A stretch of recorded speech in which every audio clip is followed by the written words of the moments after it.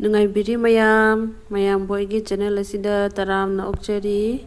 ngasidi mayamda igi kitchen garden share tawjarake yengminarasi adoidi asiga leire palak adugaidi fadigom hangam su mayam thare chanam leire siga chanam su mayam thare chanam leire siga gobi manatabi adugaidi fadigom leire adugaidi siga mula se khara su phukto khare phukna cha khare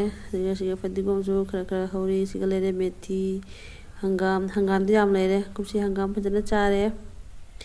panda leire basu hangam di pena chajare handakti siga leire gajar se khara taba watli kaidoragi khangde gajar ita tadre handakti siga leire gobi jam leire siga gobi su ita tasandri kara matam watli haitare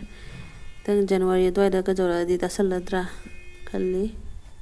dise hangam mula su ichau sande achau sing do di phoina cha khare mana su khara phoi khare dum tamthong ba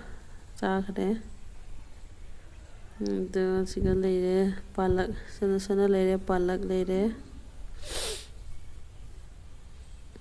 the sana su leire hangam di pujan haure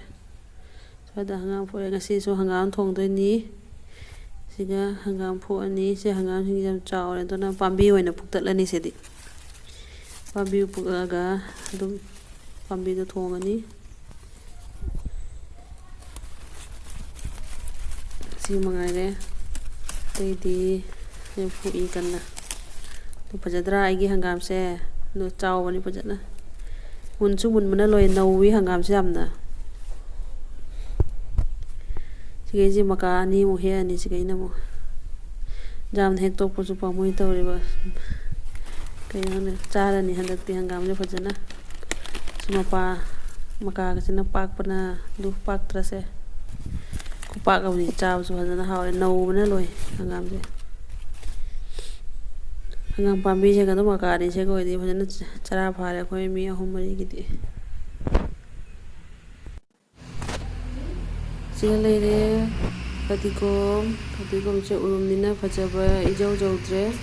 reason lo watlo dike di sonde sum laga leire siga hangam su urum nina urum se di phajaba watle ke mula leire mula su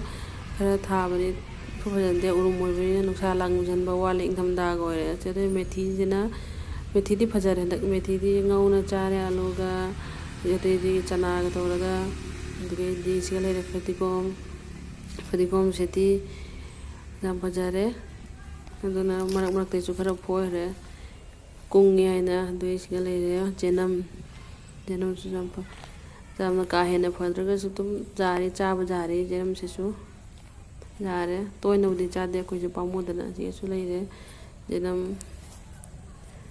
dike di siga su jenam khara thare marak ta siga leire cha tilhau ju phajare tilhau jam chare dakti mayam da igi blog asibu nungai biraba taradi like amadi maru mapasinde share to biramu subscribe to biramu thanks for watching